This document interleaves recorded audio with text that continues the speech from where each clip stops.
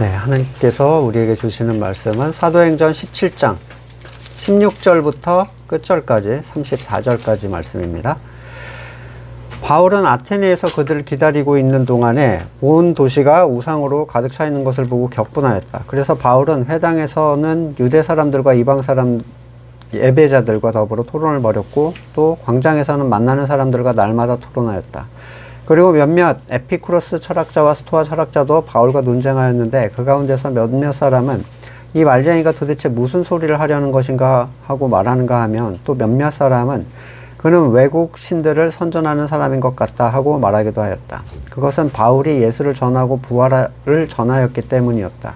그들은 바울을 붙들어 아레오바고 법정으로 데리고 가서 당신이 말하는 이 새로운 교훈이 무엇인지 우리가 알 수 있겠소? 당신은 우리 귀에 생소한 것을 소개하고 있는데 도대체 그것이 무엇인지 알고 싶소 하고 말하였다. 모든 아테네 사람과 거기 살고 있는 외국 사람은 무엇이나 새로운 것을 말하고 듣는 일로만 세월을 보내는 사람들이었다. 바울이 아레오바고 법정 가운데 서서 이렇게 말했다. 아테네 시민 여러분, 내가 보기에 여러분은 모든 면에서 존교심이 많습니다. 내가 다니면서 여러분이 예배하는 대상들을 살펴보는 가운데 알지 못하는 신에게 라고 새긴 제단도 보았습니다. 그러므로 나는 여러분이 알지 못하고 예배하는 그 대상을 여러분에게 알려드리겠습니다. 우주와 그 안에 있는 모든 것을 창조하신 하나님께서는 하늘과 땅의 주님이시므로 사람의 손으로 지은 신전에 거하지 않으십니다. 또 하나님께서는 무슨 부족한 것이라도 있어서 사람의 손으로 섬김을 받으시는 것이 아닙니다. 그분은 모든 사람에게 생명과 호흡을 주시는 생명과 호흡과 모든 것을 주시는 분이십니다. 그분은 인류의 모든 족속을 한 혈통으로 만드셔서 온 땅 위에 살게 하셨으며 그들이 살 시기와 거주할 지역의 경계를 정해 놓으셨습니다. 이렇게 하신 것은 사람으로 하여금 하나님을 찾게 하시려는 것입니다. 사람이 하나님을 더듬어 찾기만 하면 만날 수 있을 것입니다. 사실 하나님은 우리 각 사람에게서 멀리 떨어져 계시지 않습니다. 여러분의 시인 가운데 어떤 이들도 우리도 하나님의 자녀이다 하고 말한 바와 같이 우리는 하나님 안에서 살고 움직이고 존재하고 있습니다. 그러므로 하나님의 자녀인 우리는 신을 사람의 기술과 고안으로 금이나 은이나 돌에다가 새겨서 만든 것과 같다고는 생각해서는 안 됩니다. 하나님께서는 무지했던 시대에는 눈 감아주셨지만 이제 어디에서나 모든 사람에게 회개하라고 명하십니다. 그것은 하나님께서 세계를 정의로 심판하실 날을 정해놓으셨기 때문입니다. 하나님께서는 자기가 정하신 사람을 내세워 심판하실 터인데 그를 죽은 사람들 가운데서 살리심으로 모든 사람에게 확신을 주셨습니다. 그들이 죽은 사람들의 부활에 대해서 들었을 때 더러는 비웃었으나 더러는 이 일에 관해서 당신의 말을 다시 듣고 싶소 하고 말하였다. 이렇게 바울은 그들을 떠났다. 그러나 몇몇 사람은 바울 편에 가담하여 신자가 되었다. 그 가운데서는 아레오바고 법정의 판사인 디오누시오도 있었고 다말이라는 부인도 있었고 그 밖에 다른 사람들도 있었다. 아멘. 지금까지 바울과 사도들이 전도했던 대상들은 유대인들 그리고 유대 회당에 유대 교회에 관심을 가졌던 사람들이었어요. 최소한의 기독교에 대한 기본 지식, 배경의 이해를 하는 사람과 얘기할 때 우리는 성경을 꺼내놓고 얘기를 할 수 있습니다. 네. 하지만 세상에는 이런 방식을 적용하기 어려운 사람이 훨씬 많죠. 기독교적 색채가 전혀 없는 사람들, 무신론자들, 타 종교에 있는 사람들, 또는 겨우 예수나 베드로 정도의 이름 정도만 알고 있는 사람들, 언약이나 속죄, 구원에 대해서, 심판에 대해서 전혀 모르는 사람들, 그들에게 어떻게 복음을 전해야 하는가? 기독교적 배경을 아는 사람과는 다른 방식을 써야 되는가? 기독교를 하나도 모르니까 기독교적 관점으로 다가가면 당연히 얘는 안 될 것이다 이렇게 생각을 하게 되겠죠. 일반적으로 기독교에 대한 거부감이 있는 사람들을 전도의 대상으로 고려하면 종교 얘기를 먼저 꺼내서는 안 된다는 게 불문율처럼 퍼져 있습니다. 마치 내 목적을 들켜서는 안 된다는 듯이 그들에게 어떻게 복음을 전할 것인가, 이런 마치 친목을 먼저 다지고 선행을 베풀고 취미를 함께하고 필요를 좀 채워주고 가까워진 이후에 슬그머니 교회에 같이 가볼래? 라는 식의 제안. 미안한 얘기인데 너무 이단적 방식이죠. 이단들도 그러잖아요. 자기가 왜 너한테 접근하는지 얘기 안 해주죠. 본 목적을 숨기고 접근하는 게 과연 전도의 방식인가? 이단이에요. 그건 이단적 방식이에요. 지금까지 좋게 대해준 것, 만들어진 관계에 대해서 차마 대상에게 상처를 줄 수 없어서 끌려 나오게 하는 것, 또는 하나님께 너의 문제를 같이 기도해보자 라는 그의 욕구를 이용하는 제안, 그리고 그렇게 교인이 되어서 직분자가 된 사람들이 결국 지금 건물교회 머리에 앉아 있게 되죠. 이들이 이렇게 전혀 성도가 아닌 성도가 된 것은 그들을 전도하는 방식이 설교에 미련한 방식이 아니었기 때문이에요. 사람의 지혜에 속한 방식이었죠. 복음을 들으면 누구도 받아들이지 않을 것이다 라는 생각은 사실 상대에 대한 배려가 아니라 내가 그 가치에 대해서 자신이 없는 거예요. 내가 생각할 때 인간적인 방식이 훨씬 유익해 보인다. 그래서 다른 방식을 사용하는 거죠. 재밌는 사실은 그런 사람들은 바울의 아테네 설교를 보고 자기의 방식에 대한 결론을 도출을 합니다. 바울도 그들이 관심 있는 방식으로 우회해서 접근했다 이렇게 얘기해요. 여러분은 어떻게 본문을 보셨나요? 또 어떤 이들은 바울이 그렇게 사람의 방식으로 전도를 했기 때문에 결신자가 이렇게 적었다라고 얘기를 하기도 합니다. 하지만 둘 다 동의할 수 없는 이유는 바울이 비록 도입은 약간 그들의 신의 관점에서 들어갔다 할지라도 그 얘기를 시작한 그 자리에서 예수 그리스도의 얘기까지 한 번에 끝내버려요. 세상에 속한 사람들이 사용하는 그 사람의 방식으로 밑밥을 까는 것에 명분을 주기에는 합당하지 않아요. 그 자리에서 그 얘기 끝까지를 다 끝내버렸다는 거죠. 아테네에서 결신자가 적다는 것이 바울이 복음이 아닌 사람의 방식을 사용했기 때문이라는 주장도 문제가 발생하는데, 첫 번째는 두 가지 문제가 있어요. 하나는 숫자가 성공적 전도의 방식, 성공적 전도의 척도로 판단이 됐다는 사실. 그러면 아무도 회심하지 않은 스데반은 뭔가요? 스데반의 설교. 또 하나의 문제는 사람의 방식으로 해도 적긴 적지만 되긴 된다는 얘기잖아요. 바울이 사람의 방식을 썼다면 누구도 회심하지 않았을 겁니다.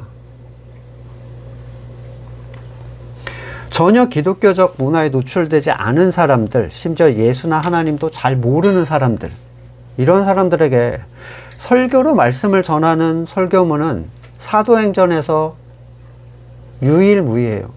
아예 무지한 대상에게 설교하는 장면이 이게 처음이자 마지막이에요. 여기 성경에 나와 있는 것으로는. 따라서 이 설교가 우리에게 주는 가치는 굉장히 귀하고 특별합니다. 과연 바울은 무엇을 얘기했는가? 아테네에서 신라와 디모데를 기다리고 있는 동안에 온 도시가 우상으로 가득 차 있는 것을 보고 격분했다 이렇게 기록하는데, 이 분노는 우리가 생각하는 화가 났다는 의미가 아니에요. 본문의 주어가 누구냐면 토 푸뉴마 아우트, 그의 영이 격분했다 이렇게 표현을 하거든요. 이게 무슨 소린가? 다소 이해하기 애매한 표현인데, 그의 영은 성령께서 느끼시는, 하나님이 느끼시는 감정과 동일한 감정을 느끼고 있었고 분노도 동일해요. 단순히 머리로 이해해서 내가 저 불상에 가서 똥물 끼얹고 페인트 끼얹고 불상 목 부러뜨리고 자르고 오면 무슨 기드온이나 된 것처럼, 그런 분노는 아무 의미 없는 분노죠. 이 분노의 표현은 이스라엘이 금송아지를 만들었을 때 사용되는 단어예요. 하나님의 감정을 표현하는 단어고, 마치 예수님께서 성전에서 다 뒤집어 엎으신 그 분노. 물론 이 분노가 이 분노랑 구별이 안 돼서 자기의 분노를 멋대로 하나님의 분노라고 생각하는 사람들도 많이 있지만, 이 부분은 일단 간단하게 넘어가겠습니다. 이스라엘도 신앙이 엉망이었고 마케도니아도 복음을 핍박하고 대적하고 막 했죠. 근데 왜 바울은 아테네에서 이런 특별한 분노를 느꼈다고 얘기를 할까? 거기서는 왜 안 그랬을까? 두 동행자를 기다리면서 아테네를 둘러봤어요. 그렇죠? 이렇게 둘러보면서 내가 본 것들은 이렇게 얘기를 하잖아요, 본인도. 근데 아테네는 어떤 도시냐면 헬라 문화의 정점에 있었던 곳인데, 인문주의 철학의 시작인 소크라테스를 비롯해서 플라톤, 아리스토텔레스, 에피쿠로스, 제논, 이름만 들어도 기라성 같은 철학자들이 가득했고, 각종 신화, 그에 따른 신전, 예술작품, 그게 온 도시에 그냥 꽉 차 있는 동네. 바울은 온 성에 우상이 가득한 것을 보고 그의 영의 분노를 느꼈다고 하는데, 이 우상은 우리가 생각하는 단순히 형식적인 종교의 개념을 넘어서 철학, 상업, 그 모든 인간 문화가 그들에게 종교의 섬김 수단으로 이미 다 완전히 융화가 된 상태. 그러니까 어느 하나 분리가 안 된 거예요, 일반적 삶과. 그러니까 꽉 차 있는 거죠. 모든 행위나 움직임 자체에 이미 종교적인 게 꽉 들어가 있는. 음악도 미술도 건축과 모든 삶의 자리가 그걸 누리고 즐거워하는 선을 넘어서 우상화가 되고 그걸 섬기는 상태가 됐다는 거예요. 요즘에 한참 논란이 되고 있는 그 넷플릭스의 나는 신이다, 장안의 화제인데, 각종 이단과 그의 속에서 고통당했던 사람들의 증언들을 들어보면 신앙적 영역을 떠나서 그냥 이성적으로만 봐도 너무 화가 나요. 그가 메시아라고 생각해서 모든 걸 다 바치고 혹시라도 조금이라도 내 마음에 거부감이 들면 스스로를 다그치면서 엄청 괴로워하는 거예요. 내가 저분을 사랑해야 되는데 사랑하지 못하는 나를 다그치고 괴로워하고 두려워하고. 일반적인 이성을 가지고 봐도 그런데, 이게 하나님의 영으로 충만했던 사람의 시선으로 봤을 때 아테네 사람들의 모습은, 그리고 거기에 이렇게 물들어 있던 그 모습을 봤을 때 사탄에 대한 미움이 아마 극에 달했던 어떤 감정을 표현한 것 같아요. 바울은 이러한 종교를 문제 삼지 않습니다. 뭐 사찰이 무너지게 해달라, 사원이 사라지게 해달라, 불상이 뭐 썩어 나가게 해달라, 이런 걸 하지 않아요. 사찰이 문제가 아니라 그걸 따르게 하는 내적 존재의 문제가 있죠. 자살을 줄이기 위해 국가적으로 번개탄 생산을 제한한다는 얘기를 들었어요. 자살을 왜 하는지가 중요한 거 아닌가요? 번개탄이 아니면 죽을 방법이 없나요? 죽지 못해서 살게 만들겠다는 얘기잖아요. 이게 무슨 얘기야? 번개탄을 쌓아놔도 저는 번개탄 라인을 가서 자살을 떠올려 본 적이 한 번도 없거든요. 내가 저거 가지고 죽어야지. 참 답답한 정책이죠. 바울도 같은 생각인 것 같아요. 종교가 문제가 아니라 사람이 문제거든요. 번개탄이 없어도 자살할 방법은 셀 수도 없이 많은 것처럼, 특정 종교가 사라져도 새로운 종교는 얼마든지 만들어낼 수 있습니다. 바울은 회당에서 유대인들 그리고 경건한 사람들과 날마다 변론을 했는데, 이때 당연히 성경을 가지고 했겠죠. 근데 워낙 철학과 다양한 종교가 많은 곳이다 보니 그런 얘기들을 듣고 철학자들이 찾아온 거예요. 이 사람들과 변론하는데 왜 이런 단순 호기심으로 찾아온 사람들과 바울은 쓸데없는 변론을 했을까? 무가치한 시간 낭비 아닌가? 그렇지 않은 것이, 바울이 이들을 개인적으로 만나서 설득하려고 한 게 아니에요. 그 무리들에게 붙들려가지고 법정, 아레오파고 법정에 가서 자기의 논리가 맞음을 서로 주장하는, 그러니까 많은 사람들이, 그러니까 신앙적 배경을 가지고 있는 많은 사람들도 다 뒤섞여 있는 곳에서 하는 공개적인 토론이었기 때문에 복음의 가치에 귀를 기울이는 사람들을 위해서 이 설교를 피하지 않은 거죠. 에피쿠로스 학파는 쾌락을 인생의 주된 목표라고 주장하고, 쾌락이 인간을 모든 고통으로부터 벗어나게 해서 평정을 찾게 해준다. 근데 이 쾌락이 우리가 생각하는 무슨 유흥 이런 게 아니에요. 뭐 시를 감상하거나 이런 것도 다 쾌락으로 넣더라고요.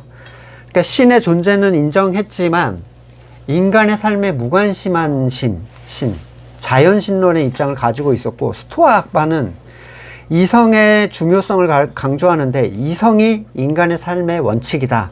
그래서 에피쿠로스와는 달리 금욕주의, 자연과의 조화, 만인 형제주의를 주장했고 하나님을 세계 정신으로 이해를 했는데 이게 어떤 의미냐면 별개로 존재하는 인격적인 신이 아니라 우주가 곧 신이다. 뭐 나도 신이다. 뭐 이런 개념인 거예요. 나도 신의 일부다. 이 사람들은 바울에 대해서 말쟁이라고 얘기를 합니다. 여기저기 좋은 말을 모아다가 표현하는, 떠들고 다니는 사람을 표현하는 그런 부정적인 말인데 지식의 쓰레기를 모아서 근본 없이 떠들어대는 자라는 의미래요. 아레오파고 법정에서 설교하기 전에 이미 18절에서 바울은 예수와 몸의 부활을 얘기했어요. 그러니까 이미 했던 결론까지 얘기하고 다시 또 결론 얘기하는 거예요. 그러니까 한 번의 전도 안에 이미 그리스도의 죽음, 부활, 십자가 다 들어가 있었던 거죠. 세상에 속한 자들이 편한 방식으로 접근하는 것이 지혜롭다고 말하기에는 전혀 합당하지 않죠. 다만 그를 붙잡아서 정확하게 하고자 하는 말이 뭔지 함께 듣고 싶었던 것 같아요. 그래서 정확하게 한번 다시 얘기해봐 이렇게 자리를 준 거죠. 이 사람들은 바울의 복음을 또 다른 이방 종교 정도로 생각을 합니다. 그들은 바울을 데리고 이 법정에 데려가서 얘기를 듣기 원했는데 이 사람들의 요청은 복음에 대한 갈급함이 아니라 새로운 것에 대한 호기심이었어요. 그렇게 많은 철학과 종교가 있고 세계 각국의 사람들이 오고 가는 아테네였지만 심판, 부활에 대한 얘기를 한 종교가 하나도 없었다는 거예요.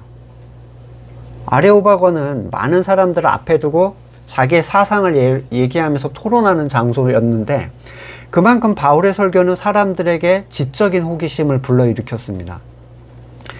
자, 지역적 특징이라는 게 분명히 있는 것 같아요. 소돔 사람들은 극단적으로 타락했었고 베레아 사람들은 고상하다 했고 데살로니가 사람들은 굉장히 공격적이었고 아덴 사람들은 새로운 것에 대한 호기심이 많았다 이렇게 얘기하죠. 심지어 새로운 것을 말하고 듣는 일로만 세월을 보내는 사람들 이런 표현까지 할 정도니까 바울을 불러다가 얘기를 듣는 건 야, 저 뭐야 완전 새로운 얘기인데? 이렇게 그냥 호기심이죠. 신앙적 관심이 아니었다는 얘기예요. 바울은 먼저 그 지역적 특징에 대해서 언급하면서 그들이 모든 면에 종교심이 많다라고 애둘러 표현하고 있는데 거칠게 표현하면 너는 모든 면에서 우상숭배의 기질을 가지고 있다. 이런 얘기예요. 로마의 풍자 시인은 아테네에 대해서 이런 표현을 썼어요. 아테네는 그 나라 나머지 지역 전부에 있는 것보다 더 많은 신들이 있으며 거기에서 사람을 발견하는 것보다는 신을 발견하는 게 더 쉽다. 발에 채이는 게 그냥 신인 거죠. 우리 일본, 인근의 일본의 신의 숫자가 전 세계 탑인데 얼마쯤 될 것 같으세요? 무려 800만이래요. 800만의 신. 일본에 가도 아마 바울은 좀 약간 욱했을 것 같은데 뭐 여튼 바울은 그들이 어느 정도로 종교적이냐면 심지어 알지 못하는 신에게 라는 이름으로 제단을 만들기도 했다는 걸로 예를 드는데 바울에게는 굉장히 충격이었던 것 같아요. 보통 신은 이런저런 그 틀이라는 게 있잖아요. 근데 아예 대상을 모르는 상태에서도 그냥 섬기는 거죠.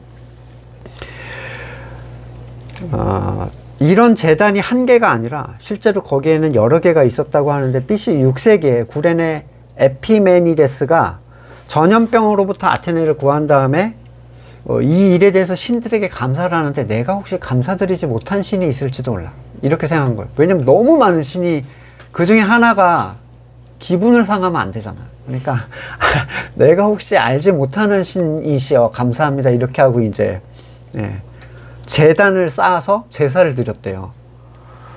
이것을 아는 걸 예배하는 존재는 성도라고 바울은 얘기하죠. 요한복음 4장 21절 너희는 알지 못하는 것을 예배하고 우리는 우리가 아는 분을 예배한다.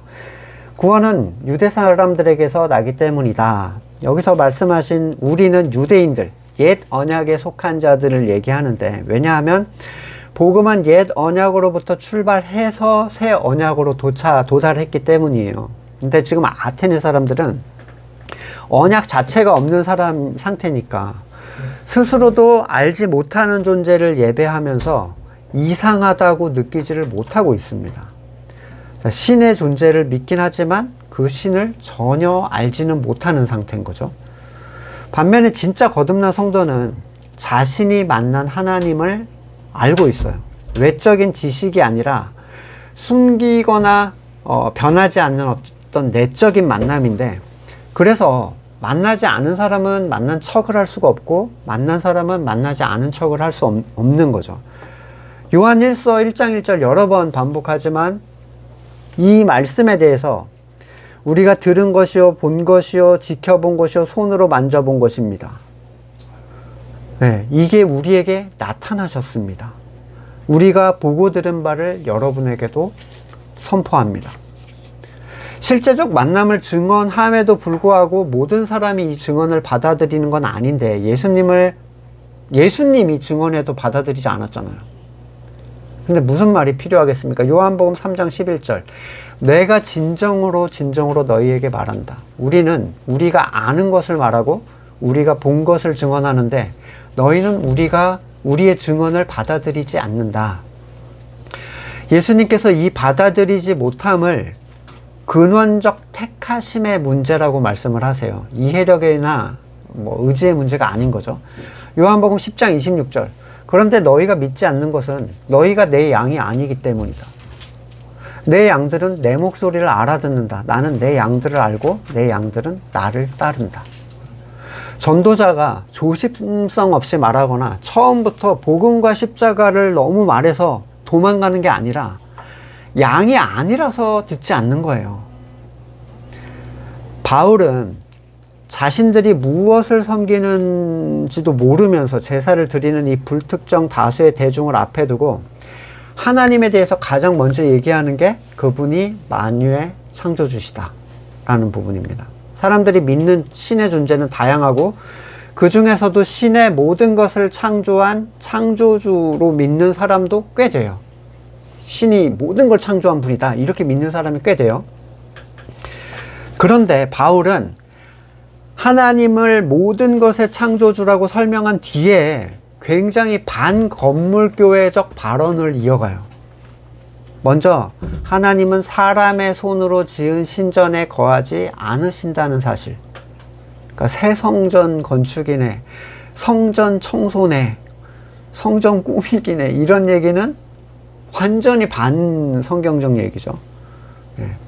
완전히 부정하고 있습니다. 두 번째로 바울은 건물에서 행하는 사람의 일들에 대해서 하나님은 그런 걸로 섬김을 받으시는 분이 아니다. 못을 박아요. 항상 많이 붙어 있는 게 있어요. 봉사자 구함, 성가 봉사자, 주방 봉사, 교사 봉사. 교회는 사람의 손으로 일할 자들을 찾고 있지만 하나님께서 자신이 모든 우주 만물, 영적 세계를 창조하신 그분이 우주의 틀에서 보면 지구는 진짜 먼지보다 작은데 그 작은 지구에 사는 벌레 같은 인간에게 섬김을 받으시겠는가? 그건 하나님을 알지 못하는 신으로 생각하는 자들이 했던 그 행동이에요. 아테네 사람들이 한 거. 건물을 신전으로 놓고 거기에 사람의 열심으로 봉사하고. 건물교회는 자신들이 하나님을 알고 있다고 생각하죠. 그래서 그들은 건물을 성전으로, 입으로는 사람이 교회다 이러면서 전혀 행동은 그렇지 않잖아요. 그리고 기꺼이 자기의 능력으로 하나님을 섬기려 합니다. 아까 잠깐 언급했던 그 넷플릭스에 나온 이단들, 사람의 노동으로 건물을 막 쌓아 올렸어요. 성도들이 자칭 메시아인 교주를 섬기려고 자신의 헌신을 강요받죠. 근데 그것은 절대적 창조주의 모습과는 전혀 관계가 없잖아요. 사람들을 시켜서 건물을 짓겠어요. 내가 모든 것을 만들고 내 뜻대로 할 수 있는 존재를 위한 행위가 아니라 오히려 그건 그분을 무시하는 행동입니다. 창조주를 무시하는 행동이라고요. 건물을 지어놓고 우리가 섬기는 건 절대적 능력자를 능력이 없는 존재로 격화시키는 행동이에요. 엄청난 부를 가진 왕에게 거지가 그분을 위한답시고 움막을 지어드렸어요. 이쪽에 와 계시라고. 그리고 지저분한 거 주워다가 요리를 해드리네요. 하루 종일. 나 그런 거 안 먹는데? 거기 들어가고 싶지 않은데?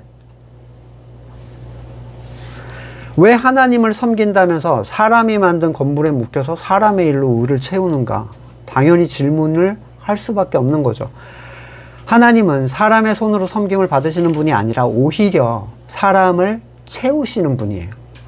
다윗에게도 말씀하셨듯이 네가 나를 위해 내 집을 짓는 게 아니라 내가 너를 위해 집을 지을 것이다 하신 것처럼 생명과 호흡, 혈통, 시기, 거주할 지역 모든 것을 이미 정해 놓으신 분이, 이게 성경이 말하는 하나님입니다. 사람들은 시기, 생명 뭐 이런 것들이 우연이라고 얘기하고, 또는 자연적으로 생존을 위해 발생한 것이라고도 하고, 또는 내 노력이나 헌신의 대가라고 여기는 사람도 있어요. 성경은 하나님이 정해놓은 계획 아래서 돌아가고 있다라고 얘기하고요. 전도서 5장 19절, 하나님이 사람에게 부와 재산을 주셔서 누리게 하시며 정해진 몫을 받게 하십니다. 정해진 몫이에요. 여러분, 죽고 살고 날고 기어도 안 됩니다. 그냥 정해진 몫이에요. 성경을 믿는다면. 수고함으로써 즐거워하게 하신 것이니 수고를 하게 하는 것도 정해놓은 거예요. 그러니까 이 모두가 하나님이 사람에게 주신 선물입니다. 하나님은 이처럼 사람이 행복하게 살기를 바라시니 덧없는 인생살이에 크게 마음 쓸 일이 없다. 죽고 살고 거기 아둥바둥 하지 마라. 정해진 걸로 왜? 예를 들어 내가 5만 원을 받기로 돼 있는데 어차피 5만 원이에요. 죽고 살고 해봤자. 근데 뭐 어떻게든지 더 해보려고 했는데 딱 5만 원 나왔어. 왜 그렇게 사냐는 거야. 야, 그렇게 하지 말라. 나는 또 이 세상에서 한 가지, 6장 1절에 전도서, 억울한 일을 본다. 참 견디기 어려운 것인데 하나님이 어떤 사람에게는 부와 재산, 명예를 원하시는 대로 다 주시면서도 그것을 즐기지 못하게 하시고 엉뚱한 사람이 즐기게 하시니 참으로 어처구니가 없는 일이요 통탄한 일이다. 예. 즐기지 못하면 모으면 뭐합니까? 누구 좋으라고? 7장 29절, 그렇다. 다만 내가 깨달은 것은 이것이다. 하나님은 우리 사람을 평범하고 단순하게 만드셨지만 우리가 우리 자신을 복잡하게 만들어 버렸다는 것이다. 자신이 선하게 주권을 가져온 인간은 그 불완전한 기준으로 스스로를 큰 혼란 속에 가둡니다. 하지만 단순하게 자연을 보면 창조주를 볼 수 있는데 거스를 수 없는 자연의 섭리가 있어요. 그 안에 돌아가는 완벽한 조화, 깨지지 않는 질서. 사람의 뭐 핏줄을 돌리면 지구를 몇 바퀴 돌린다면서요. 사람의 핏줄을. 이걸 보고 정상적 사람이라면, 이 정상적이란 말은 의지적으로 하나님을 부인할 생각을 갖지 않고 있다면 당연히 이 완벽한 조화가 깨지지 않게 주도하는 어떠한 존재, 설계하고 계획하고 유지하는 존재가 있을 것이다 라는 정도까지는 생각할 수 있겠죠. DNA만 봐도 어떻게 부모 유전자를 절반씩 딱 나눠서 이런 존재가 나오는지, 여기 한 끝이라도 오류가 생기면 어떻게 문제가 터지는지, 얼마나 많은 유전자가 우리 안에 있고, 단순히 먹고 사는 문제보다 너무 무궁무진한 그 자연의 세계는 그것을 창조하신 분을 더듬어서 알 수 있게 해놨다는 거예요. 아무리 날카로운 바늘 끝도 이 모기 눈알을 확대해서 보면 너무너무 정교해요. 근데 바늘 끝은 투박하기가 이를 데가 없어.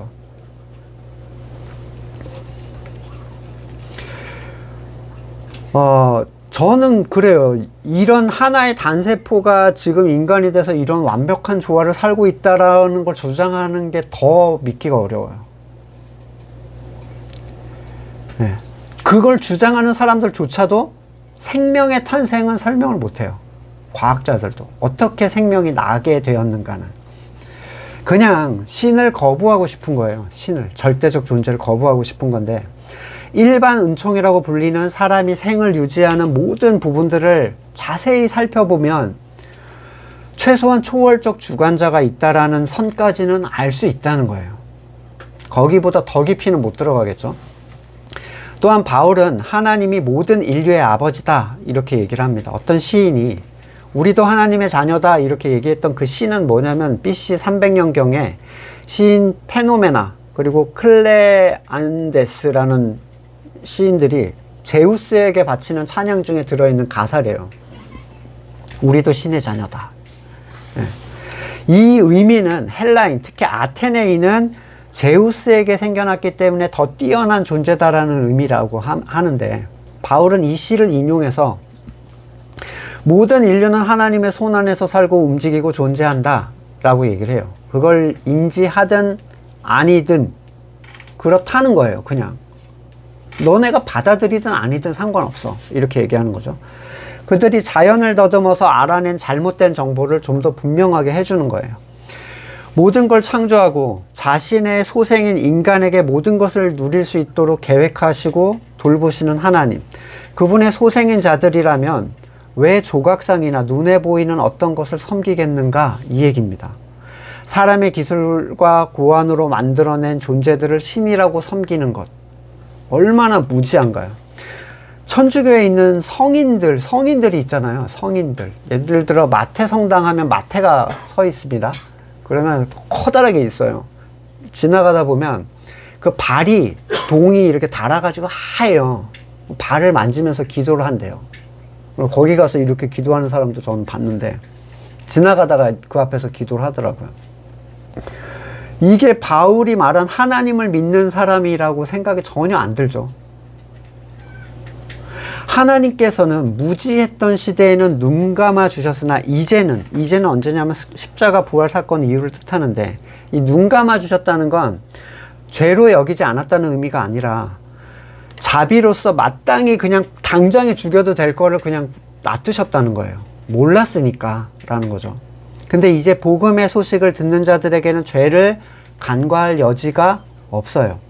어디서든지 복음을 듣는 자들은 회개하라는 의미고, 앞에서 얘기하신 예수님의 양의 비유에 근거하면 복음이 들리는 자들은 회개해라 이 얘기예요. 안 들리는데 어떻게 회개해요?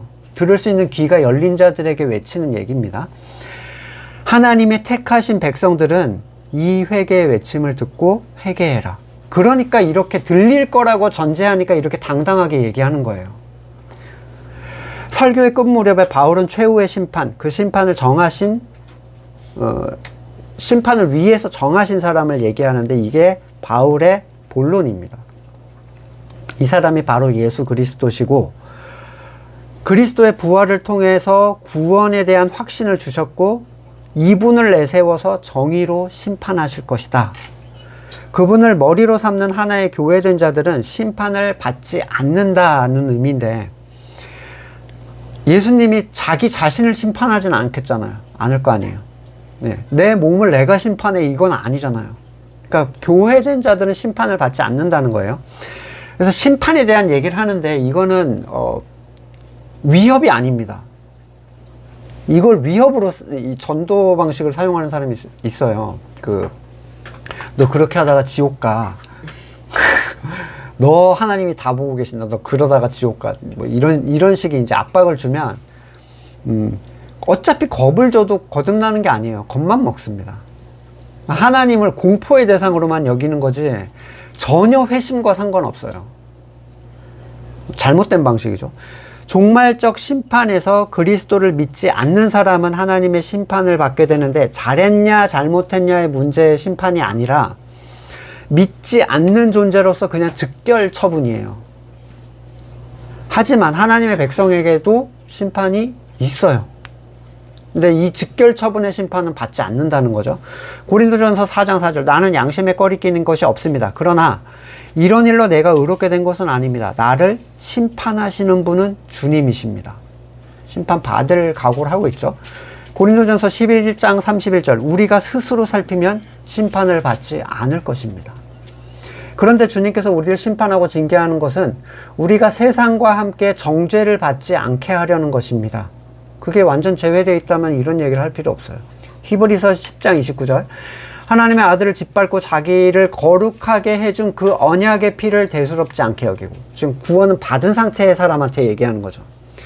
은혜의 성령을 모독한 사람은, 성령을 모독할 수 있는 사람은 은혜를 받은 사람이에요. 은혜를 받지 않은 사람은 모독 자체가 안 됩니다. 얼마나 더 무서운 벌을 받아야 하겠는가 생각해 보십시오. 거기에 대해서 원수 갚는 것은 내가 할 일이니 내가 갚아주겠다 하고 말씀하시고, 주님께서 그의 백성을 심판하실 것이다 하신 분을 우리는 잘 알고 있습니다.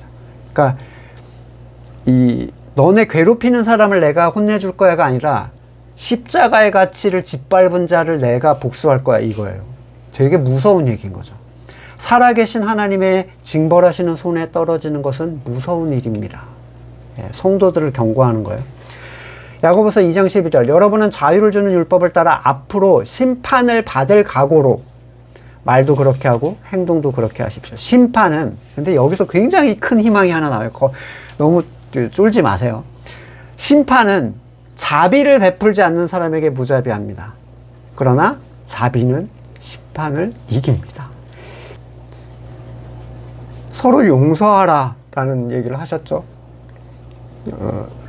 이게 이제 성도가 하나님 앞에 서게 될 때, 이게 프리패스권이에요. 야고보 3장 1절. 나의 형제자매 여러분, 여러분은 선생이 되려고 하는 사람이 많아서는 안 됩니다. 여러분 아는 대로 가르치는 사람인 우리가 더 큰 심판을 받을 것입니다. 저한테는 굉장히 두려운 얘기죠. 믿지 않는 자들이 받는 심판과 믿는 사람들이 받는 심판은 다른 종류의 것이에요. 그리스도의 그리스도의 피의 가치에 합하게 살았느냐에 대한 심판인 거죠. 거듭난 사람들은. 여기서 다른 내용으로 흘러가기 때문에 더 이제 긴 설명은 하지 않겠습니다. 본문에서 하나님이 이제 정의로 심판하신다. 그분이, 이게 무슨 얘기냐면, 그 무엇에도 영향을 받지 않는 하나님의 심판 기준에 따라서 하신다는 거예요. 공의를 오해하는 사람들은 인간적 공평함의 개념으로 이해를 합니다. 하지만 성경적 공의는 인간이 영향을 끼칠 수 없는 하나님의 판단을 공의라고 해요. 그리고 이 판단을 넘어갈 수 있는 유일한 하나의 방법은 어린 양의 피밖에 없어요. 바울이 복음에 대한 얘기를 부활과 심판에 대한 얘기로 마무리했을 때 더러는 비웃고 더러는 다시 듣고 싶어 합니다. 반응은 갈라지죠. 복음은 사실 비웃음을 당할 수밖에 없는 얘기예요. 세상에 속했다면 이게 믿어지는 게 더 어처구니 없는 일 아니겠습니까? 하지만 소수의 사람들은 바울을 따랐는데, 이렇게 말해도 따르는 사람들이 이런 문화 속에서 나왔다는 건 참 신비로운 일이죠. 고린도후서 4장 1절. 그러므로 우리는 하나님의 자비를 힘입어서 이 직분을 맡고 있으니 낙심하지 않습니다. 우리는 부끄러워서 드러내지 못할 일들을 배격했습니다. 우리는 간교하게 행하지 않고 하나님의 말씀을 왜곡하지도 않습니다. 우리는 진리를 환히 드러냄으로써 하나님 앞에서 모든 사람의 양심에 우리 자신을 떳떳하게 내세웁니다. 우리의 복음이 가려 있다면 그건 멸망하는 자들에게 가려 있는 것입니다. 내가 설명하지 못하거나 내가 좀 더 친절하지 못했거나 이런 게 아니라는 거예요. 지금 상황도 별반 다르지 않습니다. 이 아테네 사람들과 다르지 않은 신앙관을 가진 사람들은 이미 그런 문화를 정착시켜 놨어요. 종교의 이름으로 자기 유익을 추구하고 사람의 의를 추구하게 하고 선을 권장하는 시대, 인간의 선을 권장하는 시대, 건물의 하나님을 모시고 사람의 손으로 섬기려고 하고 헌신을 요구하고 정해진 대로 인정하려는 것이 아니라 자기의 선으로 하나님을 움직이려고 하는 존재들 가득하죠. 이것이 너무 당연한 시대와 문화가 돼버렸습니다. 그런데 이런 것이 가득 찬 이 시대에도 어디선가 누구는 듣고 반응을 하고 있다는 거예요. 제가 여러분에게 소식을 몇 번 전해드렸지만 굉장히 신기하죠. 예. 아까 고린도후서 4장 4절 이어서 보시면 그들의 경우를 두고 말하면 이 세상의 신이 믿지 않는 자들의 마음을 어둡게 해서 하나님의 형상이신 그리스도의 영광을 선포하는 복음의 빛을 보지 못하게 한 것입니다. 우리는 우리 자신을 전하는 것이 아니라 예수 그리스도를 주님으로 선포합니다. 우리는 예수로 말미암아 우리 자신을 여러분의 종으로 내세웁니다. 어둠 속에 빛이 비춰라 말씀하신 하나님께서 우리 마음 속을 비추셔서 예수 그리스도의 얼굴에 나타난 하나님의 영광을 아는 지식의 빛을 우리에게 주셨습니다. 이제부터 아는 걸 섬길 수 있는 거예요. 이래야. 우리는 이 보물을 질그릇에 간직하고 있습니다. 이 엄청난 능력은 하나님에게서 나는 것이지 우리에게서 나는 게 아닙니다. 전에 한 교회에서 새신자 공부를 하는데 아내는 원래 다니던 사람들이었는데 이제 남편을 너무 전도하고 싶었나 봐요. 어거지로 데려왔는데 표정이 딱 그 사위였거든요. 부모도 다니고 장모 장인도 다니고 사위가 딱 왔는데 진짜 오기 싫은 표정으로 딱 앉아 있는 거예요. 아내는 옆에 딱 앉아가지고 이 사람이 듣고 좀 이렇게 대기를 이루고 앉아 있고, 이제 끝나고 제가 혹시 질문하실 게 있나요? 그랬더니 딱 상기된 표정으로 이런 질문을 합니다. 자꾸 성경을 가지고 말씀하시는데 성경이 진리라는 증거는 뭔가요? 그 옆에 아내가 막 민망해가지고 막 안절부절 못하는 게 보이고 남편은 나 이건 짓고 내 여기를 초토화시키겠다 이런 표정으로 딱 있더라고요. 굳어있는 표정으로. 이미 10년이 더 지난 얘기인데 좀 기억이 나요. 이런 얘기를 했던 것 같아요. 제가 성경을 진리라고 주장하는 건 성경을 진리로 믿게 해주신 사람들에게만 해당되는 얘기입니다. 하나님께서 알게 해주시지 않으면 당연히 믿어지지 않을 거예요. 하나님께서 우리 마음에 하나님의 영광을 아는 지식의 빛을 주실 때 성경 안에 있는 것들이 보이기 시작해요. 이건 교육이나 이성의 문제가 아니라 생명의 문제이기 때문입니다. 오늘 본문에서 바울은 사실 믿지 않는 사람을 전도하려고 한 게 아니라 믿지 않는 사람 중에 있는 깨우신 사람을 전도하려고 했을 뿐이에요. 포인트를 잘못 잡으면 이상한 행동을 할 수밖에 없죠. 전도의 대상은 불특정 다수가 아니라 깨우신 사람들이에요. 다만 그들이 서로 섞여 있을 뿐이죠. 가장 소중한 것을 꺼내면 도망갈까봐 세상의 방법을 쓰는 사람들이 자신들의 방식을 합리화하기에는 전혀 적당한 본문이 아닙니다. 믿지 않는 사람들을 대할 때 도입은 그들이 생각하는 부분으로 접근할 수 있겠죠. 뭐 사업 얘기를 하다가, 뭐 취미 얘기를 하다가, 뭐 정치 얘기를 하다가 들어갈 수는 있어요. 하지만 그 모든 도입은 죄와 심판과 예수 그리스도를 통한 구원을 말하기 위한 시작점으로서의 도입이지, 사람들과 친해지고 그 경계를 풀게 하고 좋은 관계를 쌓아서 나중에 우리 교회로 데리고 오기 위한 그런 것이 될 수 없습니다. 그 자리에서 결론까지가 나오는 게 정상적 전도의 방식이에요. 어차피 뭘 쌓아놔도 십자가가 나오는 순간 그는 자기의 태도를 드러낼 거예요. 왜 그렇게 고생을 하죠? 왜 그렇게 멀리 돌아갑니까? 십자가는 그 자체로 거리끼는 것이고 미련한 것입니다. 오직 부르심을 받은 사람에게만 가치가 있어요. 그래서 방식을 고민할 필요가 별로 없습니다. 내가 십자가의 본질을 꺼내놓았다고 해서 하나님께서 구원하시기로 작정한 자가 거절하겠는가? 물론 시간의 차이는 있겠죠. 이 사람이 이 십자가를 받고 고민하고 이 했던 말이 자꾸 떠올라, 안 없어져 그러고 이러다가 네 말이 맞는 것 같아 할 수 있겠죠. 시간적인 차이는. 복음의 방식은 언제나 설교의 미련한 방식, 가공하지 않은 십자가를 그대로 전하는 방법 외에는 있을 수가 없어요. 사람들은 이런 전도 방식이 결코 성공하지 못할 것이라고 생각하기 때문에, 그게 대표적인 게 건물교회죠. 심지어 바울의 복음적 설교까지도 세상의 접근을 위한 지혜적 설교였다라고 해석을 하는 거예요. 고린도전서 2장 1절, 형제자매 여러분, 내가 여러분에게 가서 하나님의 비밀을 전할 때 훌륭한 말이나 지혜로 하지 않았습니다. 나는 여러분 가운데서 예수 그리스도 그 십자가에 달리신 그분밖에는 아무것도 알지 않기로 작정했습니다. 왜? 다 쓰잘데기 없는 거기 때문에. 나의 말과 설교는 지혜 나온 그럴듯한 말로 한 것이 아니라 성령의 능력이 나타낸 증거로 한 것입니다. 그것은 여러분이 믿음의 사람의 지혜에 바탕을 두지 않고, 여러분의 믿음이 사람의 지혜에 바탕을 두지 않고 하나님의 능력에 바탕을 두게 하려는 것이었습니다. 하나님의 능력에 바탕을 둔 전도만이 하나님의 생명을 드러내게 됩니다. 사람의 능력에 바탕을 두면 죽은 것들만 건져 올리는 거예요. 자꾸 깡통만 걸려오고 저 죽은 거가 나중에 천국 앞에서 다 이렇게 걸러낸다고 하잖아요. 저는 그 실체를 보고 있고 여러분도 같이 누리고 계시는 거예요. 제가 잘나거나 뭐가 되게 구비되거나 설교를 잘하거나 매력적이거나 사람들이 좋아할 만한 얘기를 할 것도 하나도 없이 이 작은 곳에 복음 하나로 모여온 사람들이 있다는 것. 많고 적음의 문제가 아니에요. 살아있는 사람이 모였다 라는 것.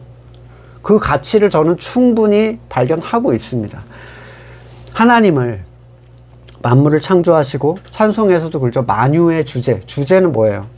모든 걸 자기 뜻대로 주관한다는 거예요. 그렇게 찬양을 하면서도 사람이 만든 것으로 그분을 섬기는 자들, 건물을 교회라고 하는 자들에게 과연 하나님을 아는 지식이 있는 것인가? 그들은 아는 분을 예배하고 있는가? 무엇 때문에 심판을 받고 있는지 아는가? 우리는 진지하게 지금 우리에게 보편화된 이 신앙의 문화를 고민해야 될 것입니다. 우상이 가득했던 그 아테네에서 분개했던 바울의 영, 과연 지금 우리의 삶과 문화와 교회를 어떻게 볼 것인가? 말씀을 놓고 같이 기도하겠습니다. 무지했던 우리에게 하나님을 아는 지식을 주시고 분명하게 하나님을 예배하고 찬양할 수 있게 하심을 감사드립니다.